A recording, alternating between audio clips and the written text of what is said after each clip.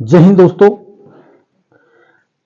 अभी जो अग्निपथ योजना है उसके ऊपर मीडिया में भी और अपने जो सोशल मीडिया है उसके ऊपर 4-5 दिन काफ़ी घमासान चला और वो एक तरह से अब उसके ऊपर फुल स्टॉप सा लगता हुआ दिखाई दे रहा है कि पता नहीं अब इस अग्निवीर का क्या होगा क्या नहीं होगा।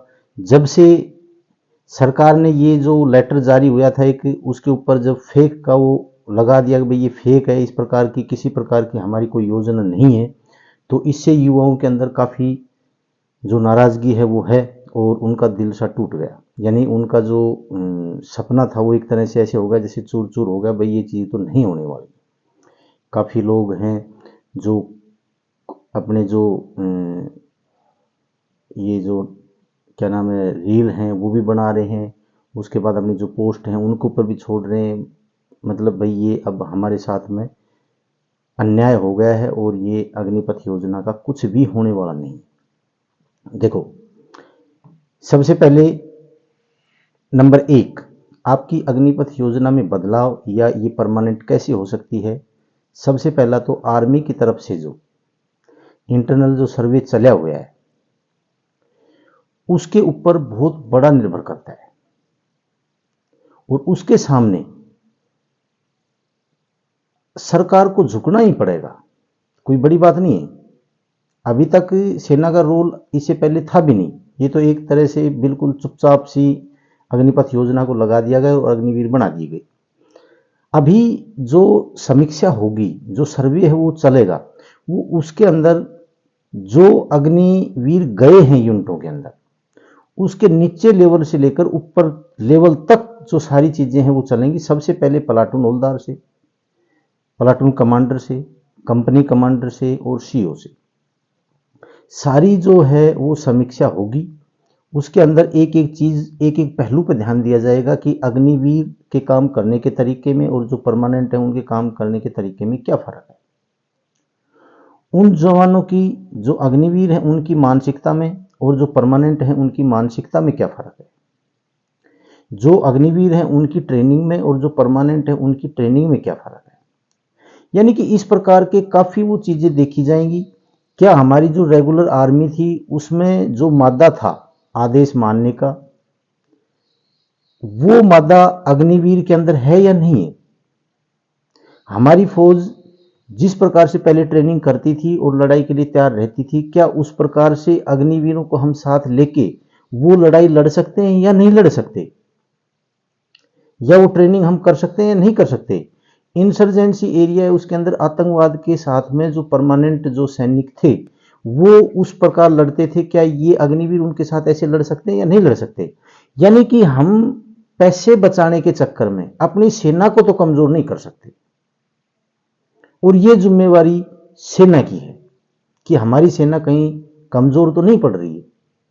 और ये जिम्मेवारी सरकार की भी है कि अगर हमारी सेना कमजोर अग्निवीरों की वजह से पड़ती है तो अग्निवीर लगाना इतनी बड़ी बात नहीं है, अग्निवीर को हम परमानेंट कर सकते हैं देश हित में।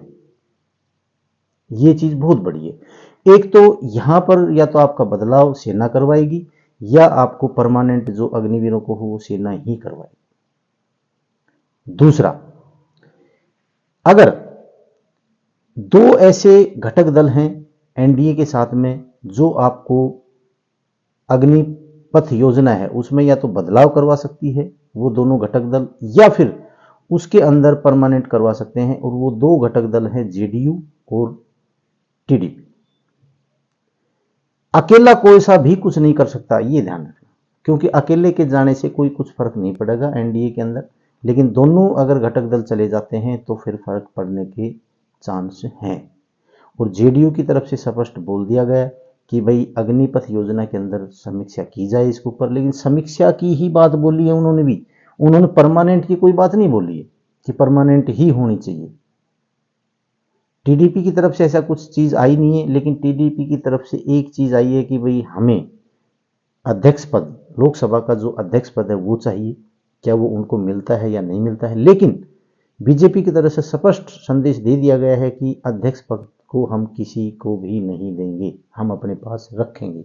अगर किसी को लेना है तो उपाध्यक्ष पद को ले सकते हैं। देखो ये अखबारों में आ रही सारी चीजें आपको मालूम है।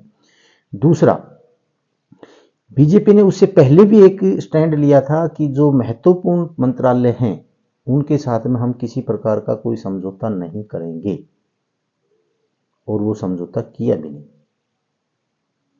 लेकिन अभी तक ऐसी कोई वो नहीं आई है बीजेपी की तरफ से कि हम अग्निपथ योजना के ऊपर किसी प्रकार का कोई विचार नहीं करेंगे, और इसके ऊपर हमारा स्टैंड जो पहले था वो अब भी है। हम किसी भी पार्टी के या किसी भी दल के, सहयोगी दल के, उसमें हम दबाव में नहीं आएंगे, ऐसा उन्होंने इसके बारे में नहीं बोला है।